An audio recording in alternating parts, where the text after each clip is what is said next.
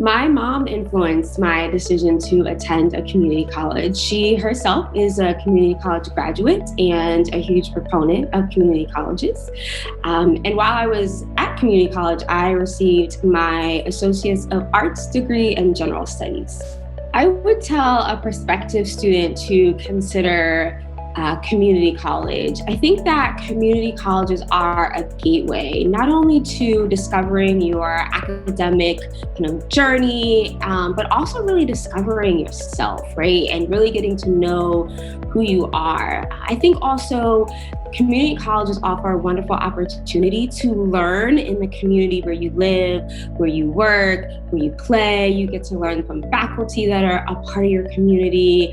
You get to engage with students that are a part of your community. So I think there's such value to community colleges. And I think, when I think about working at a community college and working at Prince George's Community College, what sets us apart is our drive for our students. I think every faculty member, every staff member, every employee, we all have the same mission, and that is, how do we serve our students to the best of our abilities? And so I think that that's something that really sets us apart and adds to our value as one of the 16 community colleges in Maryland.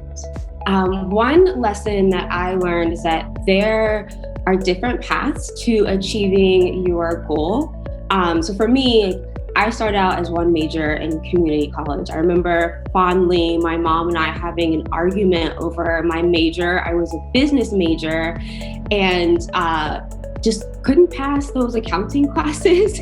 And my mom was trying to convince me that I could change my major to general studies and still pursue my ultimate goal of being in communications. And I ended up changing my major to general studies and was still able to achieve those goals and earn a bachelor's and then a master's in communications and public relations. That's a good question. I think the secret is knowing your audience, know who you're talking to and what their needs are. So I think about when it comes to my job, how, the language or the lingo that I used when I was younger certainly is not the same lingo or language that the younger generation uses. So I often think about that. And I think when we come together as a team and we're thinking about developing messages, we always want to think about who our student is, kind of thinking outside of the box. And so we oftentimes will remove ourselves and tap into our students and make sure that what we're saying resonates with them. So it's really about knowing who your audience is and really what their needs are and really understanding how they communicate. So I actually, to be honest, still struggle with this, but less obviously as I've, I think, gotten older. But I believed earlier in my career that I had to be perfect and I had to know it all. I had to know the answer. And as I've gotten older, and I think the more that I've just gotten experience in my field, I realized that I don't have to be perfect. I'm not supposed to be perfect. That's not how we're designed. I don't always have to have the answer.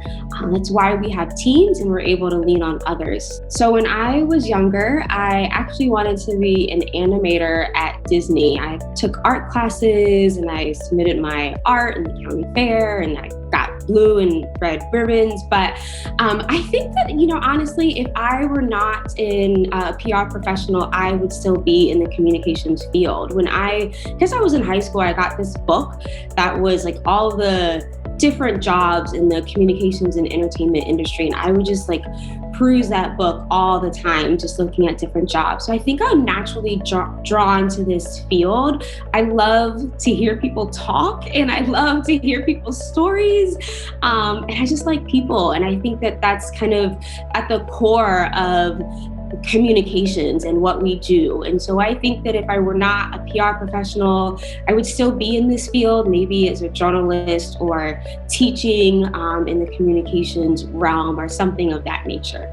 Most people don't know that I dropped out of high school my senior year and earned my GED, and then went on to community college and got my bachelor's and master's. And for me, that wasn't the path or the journey I had initially thought that I would take. I think everyone kind of thinks they'll graduate high school and go this traditional way, but that wasn't the path for me. And once I made that transition and accepted it and embraced it, I realized that it doesn't really matter the path that you take or how you get started. It's really the persistence and believing in yourself.